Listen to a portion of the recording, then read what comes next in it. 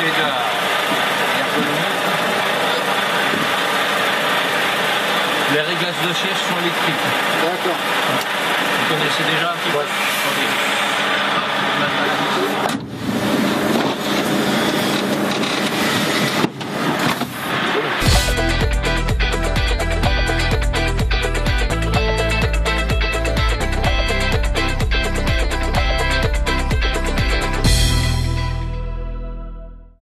Bonjour, Joël, formateur Volvo, bienvenue à bord d'une UFH. Bonjour, Monsieur Voituret, Grégory, Très bien. Des transports Transilde-France. Voilà, donc aujourd'hui on va faire un parcours sur la route pour vous permettre de découvrir toutes les nouveautés à bord d'une UFH. D'accord.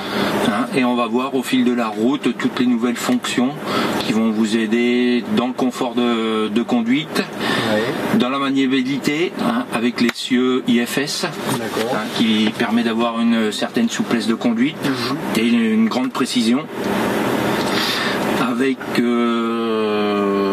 ce qui est à bord, donc toutes les nouveautés.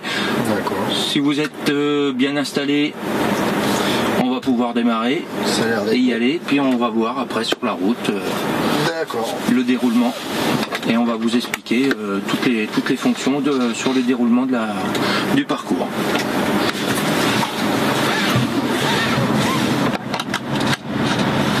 Voilà, donc pour démarrer, le nouveau frein de parc électrique. Donc le frein de parc électrique, soit on l'enlève manuellement, soit on met notre position route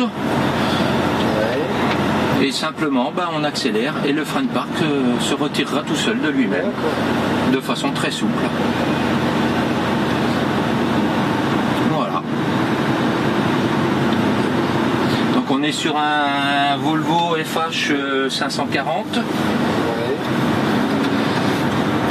Boîte à shift que vous connaissez peut-être déjà. Donc les fonctionnalités de la boîte à shift sont toujours les mêmes.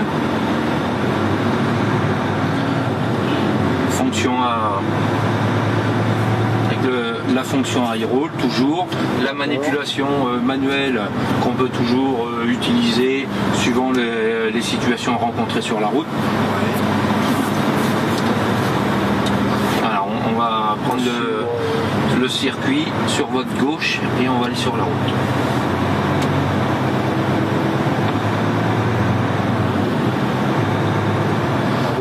Donc on peut déjà apprécier la qualité d'insonorisation, la visibilité. Donc la surface vitrée à gauche. Voilà. À gauche. La surface vitrée a été augmentée de 17%. Ce qui fait une impression globale de luminosité qui est relativement importante. C'est très agréable. Donc ce véhicule est équipé donc de l'IFS, le nouvel essieu à roues indépendantes, qui permet d'avoir une souplesse de conduite et surtout un maintien de cap qui est assez important. Il n'y a plus besoin de compenser les mouvements de cabine sur chaussée à gauche, sur chaussée dégradée.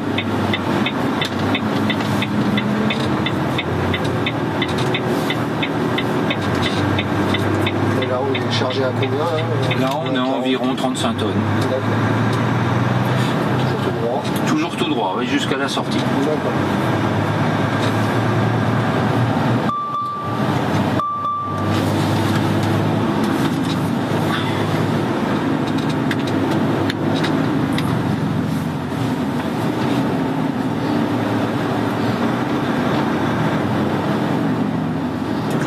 Sur un véhicule donc avec une chaîne cinématique avec un pont de 1360 avec un ratio de 2,85, des pneumatiques 315-70. Voilà, une chaîne cinématique qui représente un véhicule qui est capable de faire toute activité dans toute région. D'accord. Voilà. C'est une chaîne cinématique voilà, qui est mixte, qui est très bien pour les charges lourdes. Si on roule aussi avec des taux de chargement assez bas, hein, c'est le genre de véhicule qui est capable de tout bien faire. Après, on peut optimiser la chaîne cinématique toujours en vue d'abord d'une consommation décente avec un certain transport. Voilà, je vous laisse manœuvrer.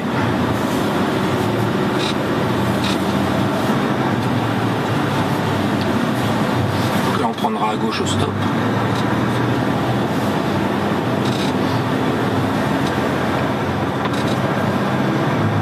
Vous voyez, aujourd'hui, la visibilité permet de rester assis sur le siège et ne pas toujours chercher à contrer les angles morts. On a toujours le regard bien placé au bon endroit. C'est bon.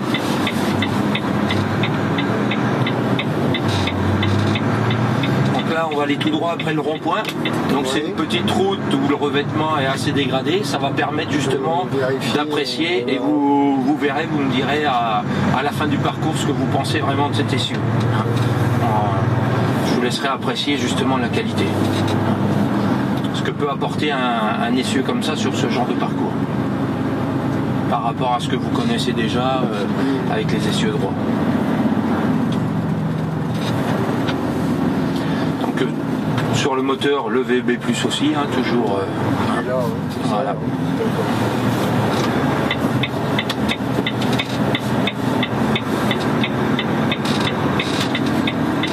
VB+ qui aujourd'hui a un ordre.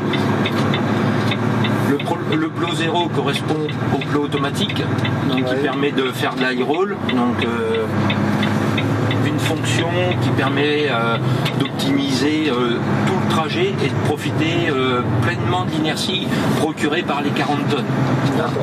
Ça permet aujourd'hui vraiment d'optimiser une consommation sur un trajet avec un conducteur qui utilise le plein potentiel de l'inertie d'un véhicule lancé à 80 à l'heure à 40 tonnes. C'est vraiment fantastique. On arrive à faire des parcours suivant le conducteur, le trajet et le taux de chargement qu'il y a. On peut faire jusqu'à 30% de son parcours, ce qui est assez énorme. Et c'est des kilomètres gratuits. Hein. Ouais, en plus. Il y a pas, voilà, les 40 tonnes sont dures à tirer. Hein. Mais elles sont très utiles voilà, pour profiter pour toute la topographie de la route. Et là on peut lâcher. Et là, le véhicule va aller prendre sa vitesse avec son inertie. On peut, quand on arrive à maîtriser cette fonction, on en fait vraiment partout. Hein. Petites routes, grands axes routiers, tout ce qui est autoroute, en ville aussi. Ça permet aussi d'avoir un véhicule discret dans certaines situations. Hein. Et là, il y a les cruises. Là ici.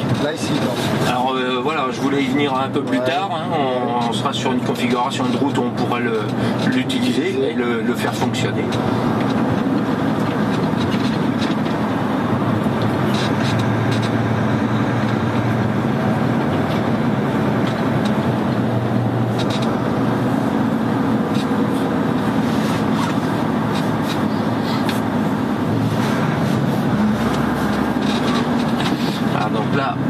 Le pont à gauche.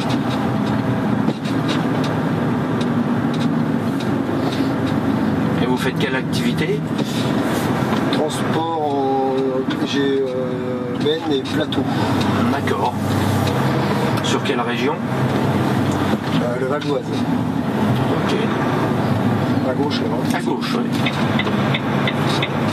Donc là, vous voyez, on a pu apprécier l'avantage d'un essieu à roue indépendante. Vous voyez, le volant, il bouge plus. Le guidage reste ferme. On n'est plus à compenser les mouvements de cabine.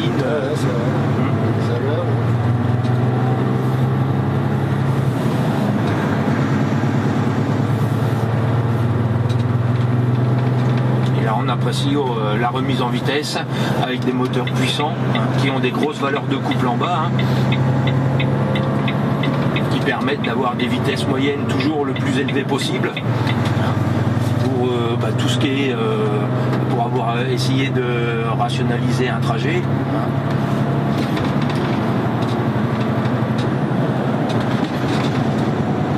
là, on peut mettre le régulateur.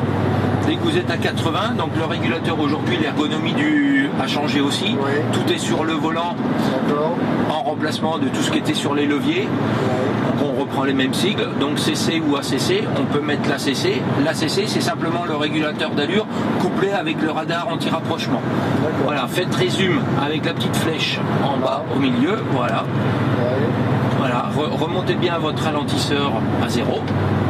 Voilà, et là le véhicule va gérer tout seul la route.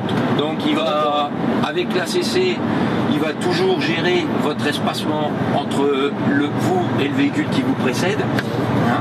Donc vous pouvez gérer cet espace par degré de demi-seconde, hein, simplement en gérant la distance. Hein. Dès que vous le mettez, automatiquement, c'est géré sur 2 secondes et demie. Donc c'est une demi-seconde au-delà de la législation. On peut aller beaucoup plus haut, on peut aller jusqu'à 3 secondes et demie. Donc ça permet des temps de réaction plus importants et d'être toujours en situation de sécurité, hein, et de gérer tout ce qui se passe devant. Donc sur ce genre de route, donc là ici, tant qu'on est plat, le régulateur fait son travail simplement, c'est plat, il n'y a pas de difficulté, donc il maintient simplement son 80, et dès qu'il y a des difficultés rencontrées, montée ou descente, la scie va enregistrer votre position et adapter la conduite. Donc les régimes moteurs, et profiter là vraiment pleinement de la scie, donc toujours dans le but d'un gain de carburant, hein, sur un même trajet. Donc voilà, là vous reprenez la main, on arrive sur le rond-point, vous servez aussi de vos ralentisseurs. Ou comme là, hein, la position A permet aussi de coupler le freinage au ralentisseur, hein, toujours. Ensuite, on a le plot 0 qui correspond au frein moteur. Après, on a notre puissance de ralentisseur. Donc là, on a le VB+, donc le plot 1, le plot 2, le plot 3, avec au bout du levier aujourd'hui la position break à droite, direction Châlons. Voilà. Et là, on peut relancer le véhicule, pareil. Et là, on va pouvoir profiter de l'IC. On est sur une 4 voies, une route bien dégagée. Donc là, le véhicule va vraiment utiliser le plein potentiel du moteur en rapport avec la charge tirée. Voilà, vous faites juste ce résume. Vous voyez, vous avez votre ligne de régulateur au-dessus de votre ligne de boîte de vitesse. Hein. Donc ACC, c'est le radar anti-rapprochement qui est en route. 80, c'est votre vitesse sélectionnée. Et à droite, vous voyez, c'est les véhicules qui sont dans le champ du radar. Voilà, à droite, vous voyez les petits traits à droite du 80. Ah oui, d'accord. Là, voilà, c'est qu'il y a, voilà, dès que ça s'éteint, c'est que les véhicules sont hors champ, sont à plus de 2 secondes et demie de nous. Et dès qu'ils rentrent dans le champ, bah, le véhicule va faire ce qu'il faut pour toujours garder cet espace de 2 secondes et demie ou de 3 secondes, ou suivant ce que vous demandez. Donc là, on écoute aussi la caméra LKS, donc qui permet justement, hein, sur des grands axes, quand on est sur la route et qu'on roule plusieurs heures, bah, on a toujours un petit taux de fatigue qui peut être, surtout après manger, qui peut être assez prononcé. Donc ça permet de surveiller le comportement du conducteur et surtout de maintenir le véhicule entre 2 lignes blanches. Donc à chaque fois que vous mordez à droite ou à gauche, voilà, on a une petite alarme qui sonne. On a le système DAS aussi qui permet de surveiller aussi le comportement du conducteur. Et là, c'est pareil. C'est un système de surveillance du conducteur, du comportement du conducteur, qui à force de déclencher, voilà, l'alerte des lignes blanches, qu'on a un volant qui est toujours en train de louvoyer, ou si le conducteur conduit aussi au pied, hein, qu'il est toujours en train d'accélérer, lâcher, accélérer, lâcher. On a le système qui éteint graduellement à une échelle, et un coup que l'échelle est complètement éteinte, voilà, le véhicule va vous dire qu'il serait peut-être temps de vous arrêter 5 minutes, faire une petite pause. Hein. Et là, donc vous voyez là, donc là on a l'IS, l'IC donc qui est en fonction. Donc là on enregistre en temps réel la position du véhicule, et lui, par rapport à ce qu'il connaît déjà, ou si c'était la première fois que vous passiez là, donc si c'était la première fois, il enregistre le parcours sur toute la longueur de la difficulté. Et là, depuis quelque temps qu'on est toujours en train de monter sur ce parcours, hein, là il est en train d'essayer d'améliorer toujours dans le but de l'économie de carburant. Hein. Anna ici, voilà, sur ce genre de parcours, la scie peut aller jusqu'à 11% d'économie. Ouais. Hein. Donc aujourd'hui c'est énorme. Hein. Un véhicule comme celui-ci, donc l'économie de carburant, on peut dire que c'est environ 6% sur le matériel et pratiquement 5% voire plus avec un bon conducteur, hein, sur la formation, tout ça. Hein. Donc ça permet aujourd'hui d'avoir une rentabilité vraiment maximum sur un trajet. Et vous voyez, il travaille très bien sur son couple. Hein. L'avantage justement des grosses puissances aujourd'hui, hein, c'est ça, c'est d'avoir de la puissance en haut, mais surtout des grosses valeurs de couple en bas, hein, qui permettent justement des gains de consommation assez énormes. Voilà, pensez à remonter votre ralentisseur à zéro, sinon on ne fera pas de... Voilà. Donc toujours bien penser à remettre à zéro pour profiter pleinement de l'aérole.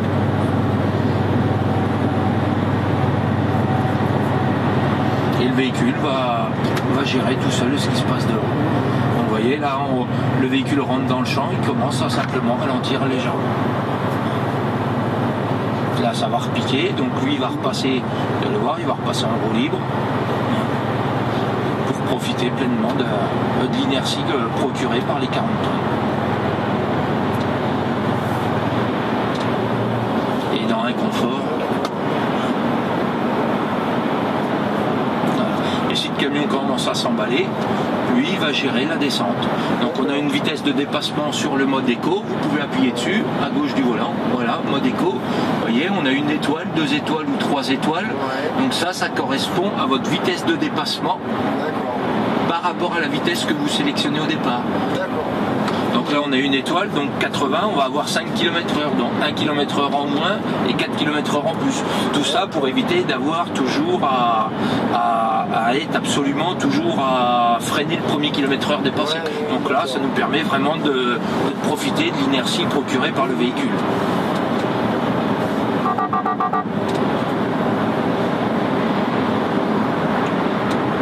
Et on roule dans un environnement silencieux qui est confortable.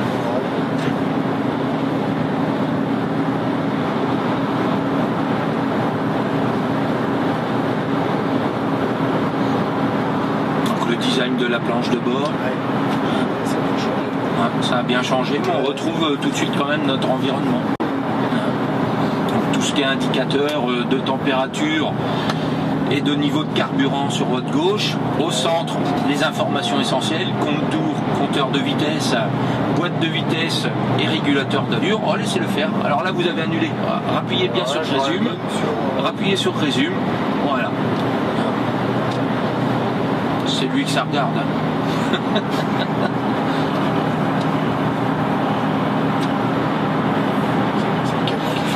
Et à droite, vous avez toujours votre display avec l'affichage favori que vous mettez, vous, après, avec les informations qui sont en relation avec votre activité. La température, la charge, hein, le tachygraphe aussi, les informations tachygraphe. Et sur l'écran à droite, on a après tout ce qui est accessoires, Dynafleet, le GPS, et pour ceux qui en ont l'utilité, on peut avoir 4 caméras aussi commandées par l'écran. Donc ça, sur certaines activités, aujourd'hui, c'est très utile.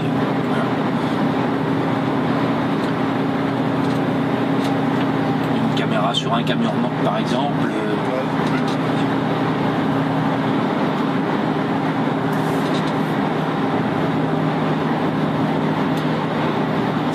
Au niveau de l'ergonomie, voilà, on est au volant, tout tombe sous la main. Alors tous les modules d'interrupteurs sont modulables justement, hein, on peut les déplacer, hein, suivant le besoin toujours du conducteur, hein, de l'exploitant, pour que ce soit toujours pratique à l'utilisation. On a donc aussi la télécommande remote, hein, qui permet aujourd'hui, quand on travaille à l'extérieur du véhicule, de pouvoir utiliser beaucoup de choses à l'intérieur. Donc si vous avez des prises de force, vous pouvez les déclencher de l'extérieur avec votre télécommande, démarrer le camion, allumer ou éteindre l'éclairage ou différentes fonctions, les gyrophares ou je sais pas quoi d'autre comme fonction, hein, une multitude. Et on peut aussi rajouter des options de carrossier. Je sais pas moi, un haillon, le démarrage d'une grue. Ou gérer simplement pour des gens qui ont des taux-cleaners, des frigos, des fourgons, ou gérer tout simplement le chargement à l'arrière du véhicule directement. On a en direct les taux de chargement par essieu. Donc aujourd'hui, on voit avec le 44 tonnes où il faut faire très attention à la charge à l'essieu. Ça permet d'avoir de visu et instantanément la charge du véhicule et pouvoir la décaler si on a possibilité avec les chargeurs.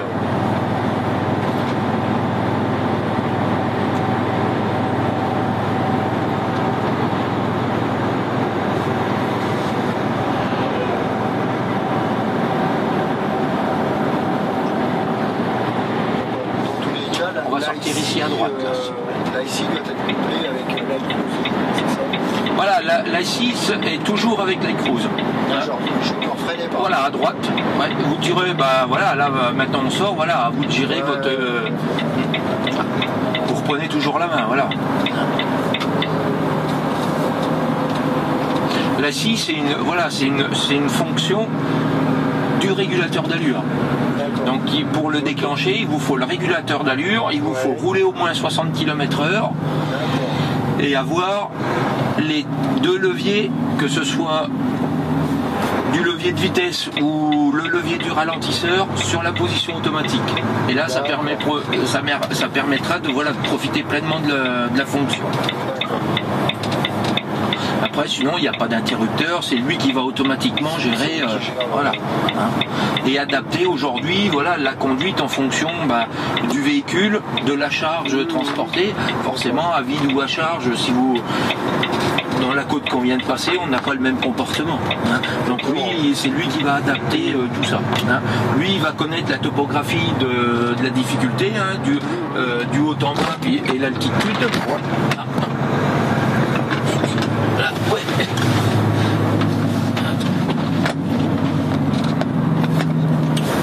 Là, je suis embêté.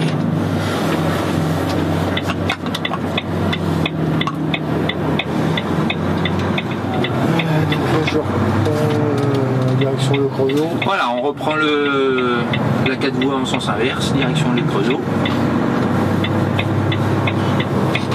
Voilà, et donc là ici va vous permettre de profiter pleinement du potentiel de l'énergie produite par vos 40 tonnes. Et lui il va exploiter vraiment le moteur de façon vraiment optimum. Hein. On peut dire il fait au moins aussi bon qu'un bon conducteur. Là où il sera mieux qu'un bon conducteur, c'est sur la durée. Et si on prend sur un mois d'activité, un bon conducteur, voilà, il conduira toujours de façon optimum. Sauf que de temps en temps, suivant comment on est réveillé, voilà, on peut pas être tous les jours à 100%. Hein. On a des taux de fatigue plus ou moins élevés suivant la météo, suivant ce qui s'est passé avant de partir sur la route. Hein. On peut avoir des degrés d'énervement plus ou moins élevés. Là, le gros avantage du système, c'est que lui, il n'a aucun état d'âme. Il sera toujours performant. Hein. Il conduira toujours. Lui, il connaît la route, il connaît la côte et la descente, comment elle est et à quel moment elle démarre. Et il va toujours optimiser à fond ce système-là. Et mieux que nous, c'est que lui, il sait que le prochain kilomètre, comment il se conduit pour vraiment anticiper justement la montée ou la descente qui va suivre. Et le gros avantage aussi, c'est que tous les véhicules communiquent entre eux. Hein, aujourd'hui, il y a une grosse base de données, tout est dedans, et le véhicule même si c'est la première fois que vous allez sur un trajet, s'il y a au moins un Volvo qui est passé sur cette route-là, vous avez déjà les informations et le camion va tout de suite essayer d'adapter la bonne conduite sur ce trajet. D'accord. C'est-à-dire plus il y aura de camions, plus il y aura de camions, voilà. Dans 4-5 ans, quand la France aura été faite de long en large par tous les véhicules, le véhicule neuf qui arrivera en concession, au démarrage, il connaîtra, au démarrage, voilà, il sera capable de connaître tout le réseau. Hein. Dès qu'il sortira de la concession, s'il y a une côte à monter, il saura vraiment comment faire. Donc comment l'anticiper et comment justement anticiper après la descente ou ce qui se passe derrière. Donc ça c'est vraiment au service de la conso et on peut avoir des gains aujourd'hui, voilà, on peut aller jusqu'à 11%, c'est quand même énorme. Hein. C'est énorme.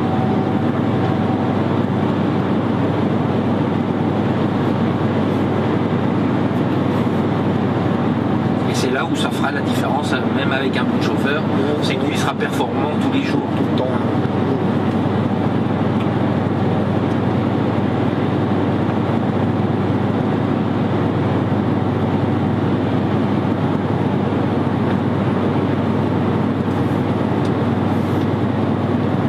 C'est vrai que c'est appréciable, les rétroviseurs cachent moins quand même.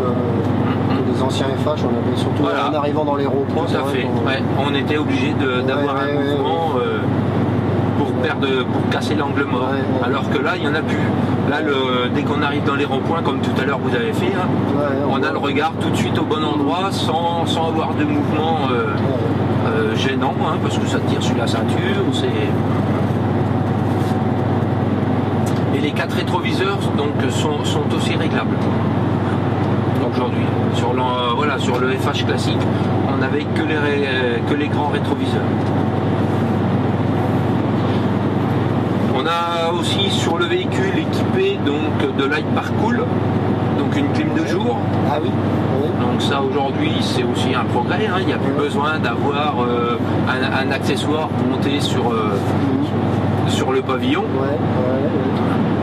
Ça permet de profiter. Alors ça fonctionne avec le groupe du véhicule, c'est un moteur électrique qui fait marcher la clim. Et en plus ça sort par les bouches du tableau de bord. Pour les conducteurs qui dorment la journée, ou simplement quand on fait du TP, qu'on est sur des chantiers et qu'on a des temps d'attente assez longs, voilà, ça, plutôt que de faire tourner le moteur, qui est malgré tout, même si on essaye toujours d'être au plus bas possible, on a une consommation à peu près de 2,5 litres à l'heure. Là voilà, c'est zéro là avec une clim autonome. Et c'est le gros avantage de la Light Parcool.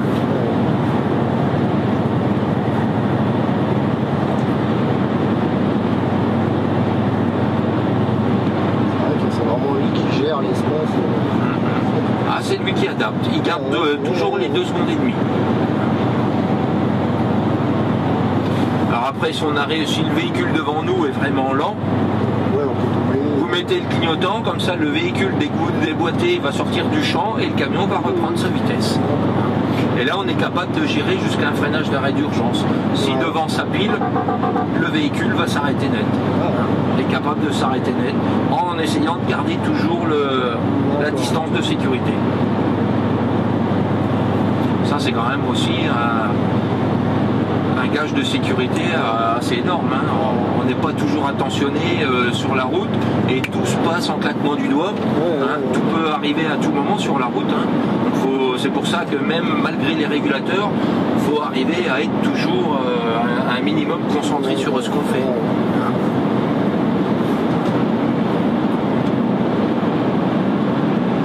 Et vous voyez comment il a lâché là avant d'attaquer la descente.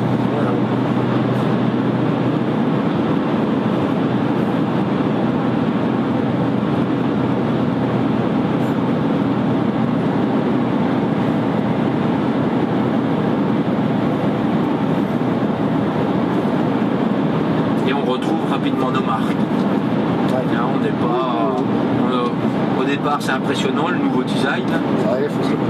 Voilà. le tableau de bord plat, qui peut aujourd'hui servir pour faire beau dossier en fin de journée. Ou tout simplement aujourd'hui, les conducteurs qui mangent dans leur véhicule, plutôt que d'avoir un bricolage, ça permet d'avoir une tablette propre.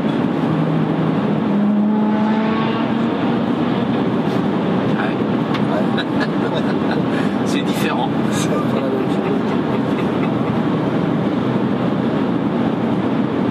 pas le même bruit. Ah, ça oui.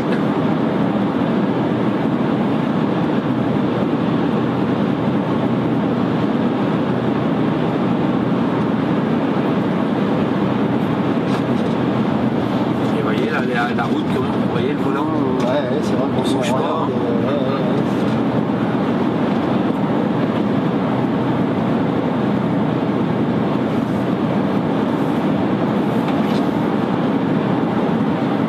Il fait 540 chevaux celui-là. 540 chevaux, voilà. Ce qui est préconisé un peu par Volvo, non, pour rouler à 44 tonnes. Oh, après voilà, faut adapter la puissance déjà en fonction de votre activité, de la région que vous exploitez, et puis après ce que vous mettez derrière surtout. Donc 540 chevaux, voilà, ça va être bien. Après, faut regarder aussi les taux de chargement. Oui. Ça, avec le 19 litres, on arrive vraiment à analyser aujourd'hui l'activité d'un client. Pour vraiment optimiser le matériel. Et aujourd'hui, comme je disais tout à l'heure, la force des véhicules puissants, en restant sur la gamme du D13, donc en prenant le 540, on arrive surtout à avoir des valeurs de couple très bas, qui permet d'avoir des vitesses de travail, des vitesses d'exploitation qui sont très élevées, malgré une consommation toujours le plus bas possible. Après faut vraiment voir. Mais aujourd'hui, c'est pas du superflu la puissance. Surtout si on traverse la France de long en large, quand on passe dans des zones très difficiles. Vous traversez le massif central, 540 chevaux, sont très appréciés. Parce qu'on roule aussi dans un certain confort avec de la puissance, sans aller la chercher. On est moins fatigué en fin de journée. On a des vitesses moyennes donc très élevées, donc des trajets où on peut gagner, je sais pas moi, sur une fin de journée, vous gagnez 2, 3, 10 minutes, multiplié toute la semaine, tout le mois, voire l'année complète, ça se transforme en journée de travail supplémentaire. Donc toujours en rentabilité. Aujourd'hui, quand on veut vraiment regarder à optimiser son outil de travail, on a des chances. Faut vraiment tout regarder. Le Creusot. Voilà, complètement à gauche. Non, à gauche. Complètement à gauche.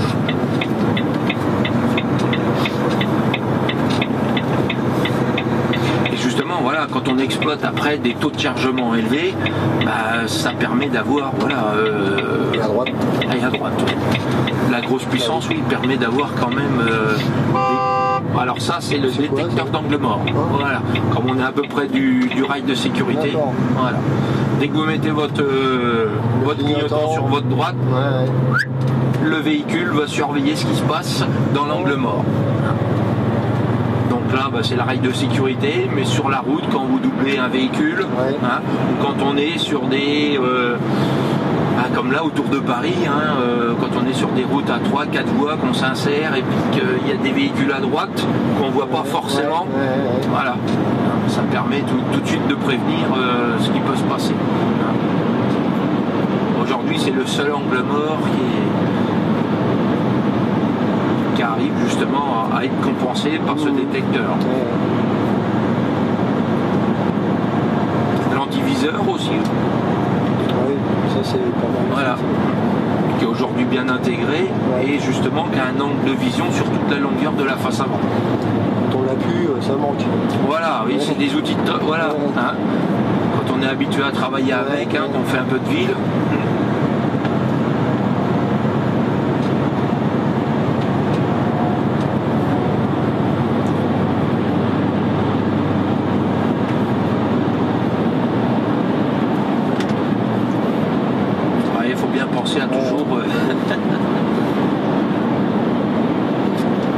le travail qu'on fait aussi en formation.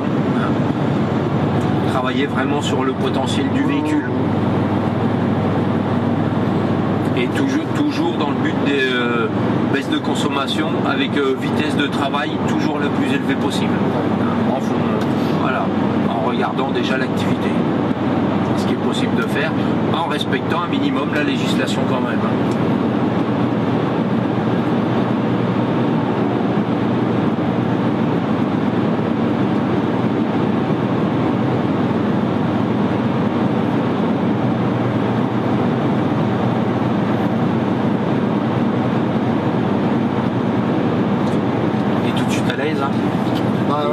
Ça fait un petit quart d'heure qu'on roule. Hein. On prend vite ses marques. On prend vite ses marques. Hein. On a envie de partir avec. Bah ouais, on va pas à la maison avec. Voilà.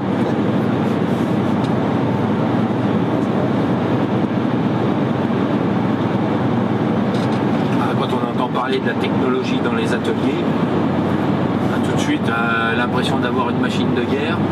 Et en fait, à bord, ça se fait vite oublier. Ça se fait vite oublier. Aller au service de la conduite.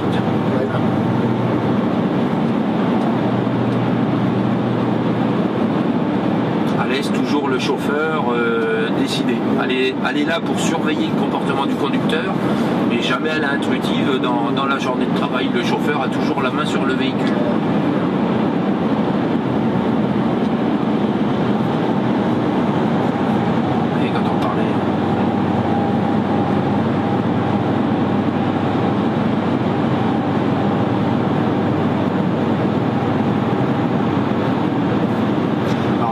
Aussi de respecter un minimum la législation, hein. C'est surtout qu'on arrive à avoir des vitesses constantes assez élevées. C'est pas le tout d'être le plus rapide entre deux points, il faut surtout avoir une vitesse moyenne constante entre ces deux points. Et là on est performant.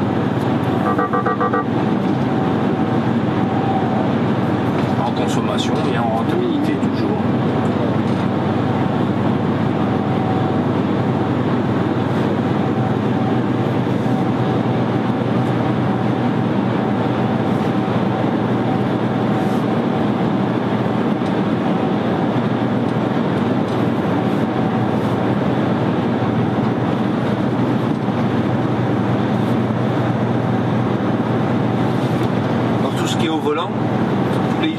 Indicateurs, tous les petits interrupteurs qui permettent de sélectionner les fonctions sont aussi rétroéclairés la nuit.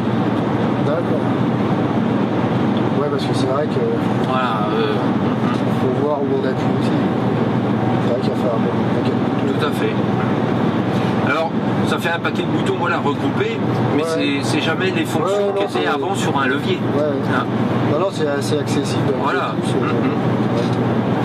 Et voilà, tout se dirige après avec les pouces. Hein.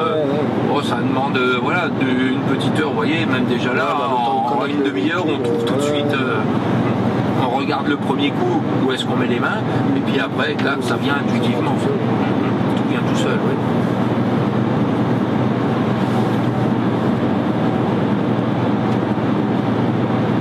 On prendra la prochaine sortie à droite, là, un petit peu au bout de la 4 voies.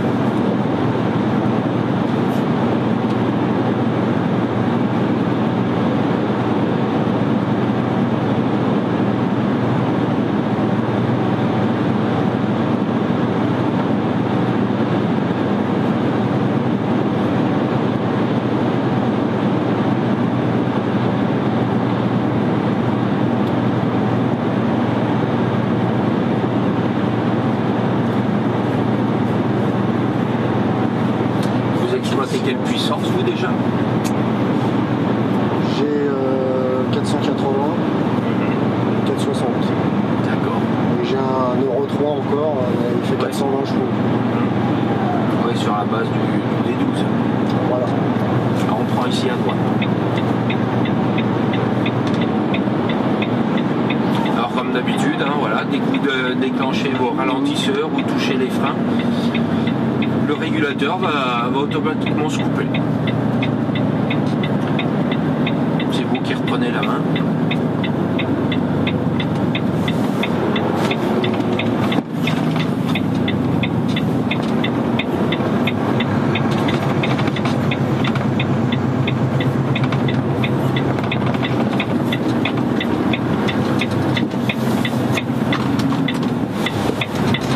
regardez dans le rétroviseur, on voit très. Ouais, c'est vrai que. Vous voyez l'habitude avec le.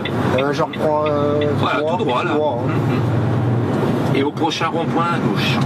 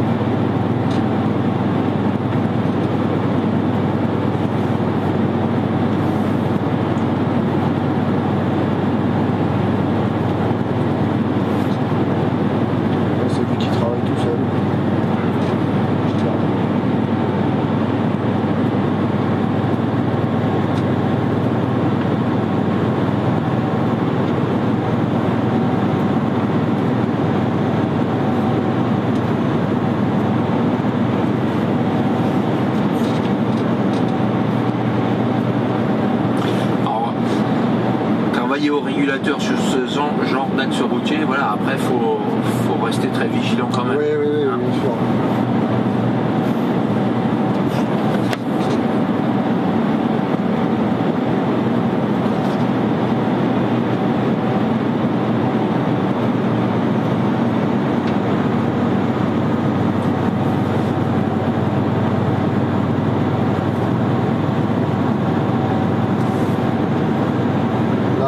C'est toutes les fonctions en fait de la radio là. Voilà, fonction de la radio et le pilotage du display.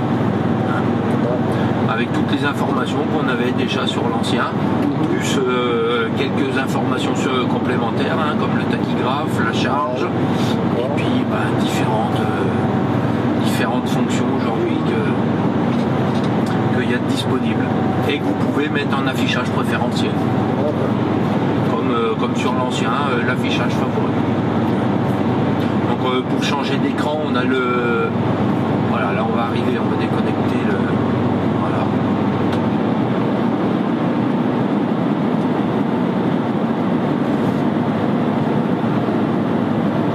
Et voilà, on pilote avec les mêmes commandes les deux écrans. On bascule d'un écran à l'autre avec l'interrupteur du milieu. Celui-là, c'est pour l'écran de gauche, c'est ça? Voilà. C'est pour l'écran de... Non, à gauche, c'est tout ce qui est régulateur d'allure. D'accord. Et à droite, c'est tout ce qui est display et radio. D'accord.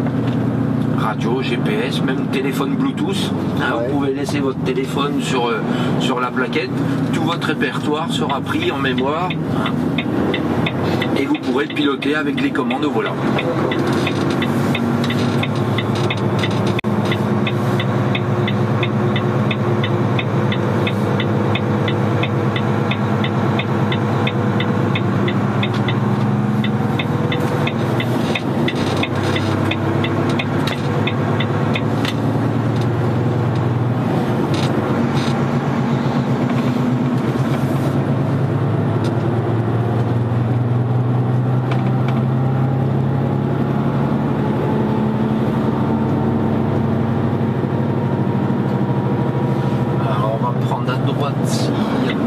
Oui, c'est bon.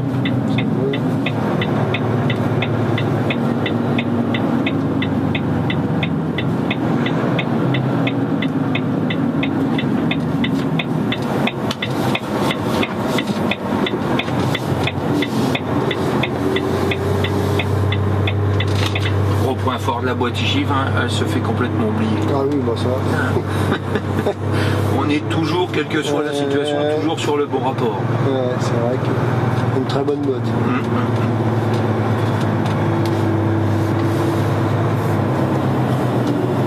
Voilà, prenez bien. Ouais. Ça sert un peu plus que... Ça chance des NTP. Hein, voilà. Il y a quelques centimètres en plus. Un peu plus. Voilà. Vous voyez, on a aussi les systèmes ESP et anti-renversement. Voilà, ralentissez pas, prenez votre virage, ralentissez pas de trop.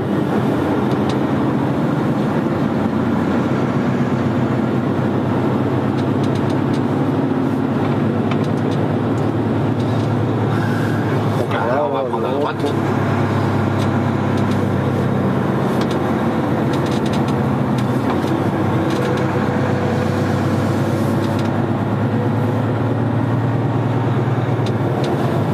Encore à droite.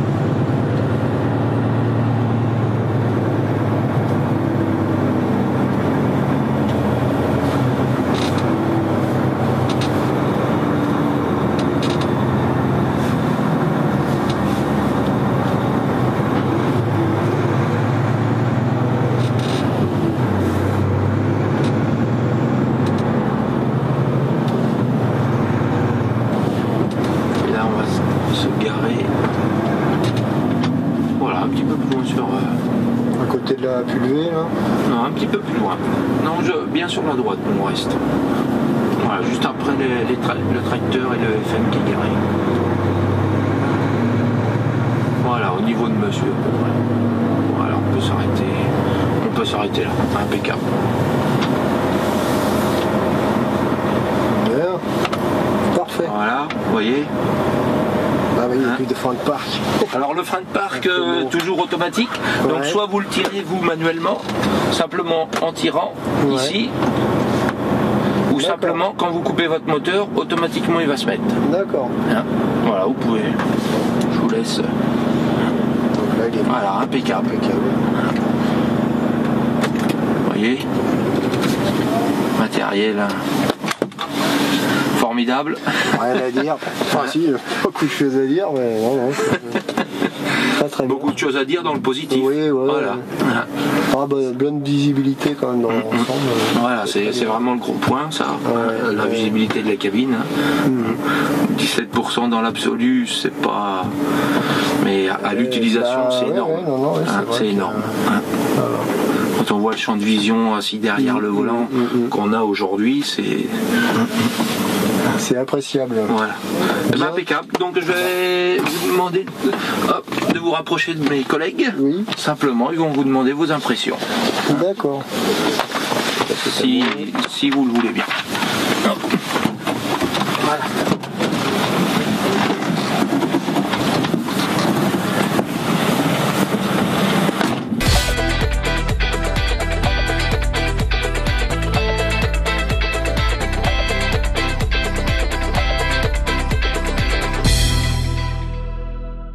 Quelles sont vos impressions après votre essai du nouveau Volvo FH? Alors la première impression surtout c'est la très bonne visibilité au niveau de l'ensemble du pare-brise, les angles morts qui sont quand même beaucoup moins importants, notamment avec les rétroviseurs et aussi la suspension avant qui on ressent beaucoup moins les vibrations de la route au niveau des mains. Et c'est vrai que c'est assez appréciable. Il y a d'autres systèmes qui vous ont intéressé particulièrement sur le véhicule? Oui, là ici, donc combiné avec le système iCruise, qui fait que le véhicule gère tout seul les arrivées en bas des côtes et en haut des côtes aussi. Et couplé aussi avec la distance, c'est vrai que finalement on n'a plus grand chose à faire. Si c'était se concentrer sur la route. Voilà, tout à fait.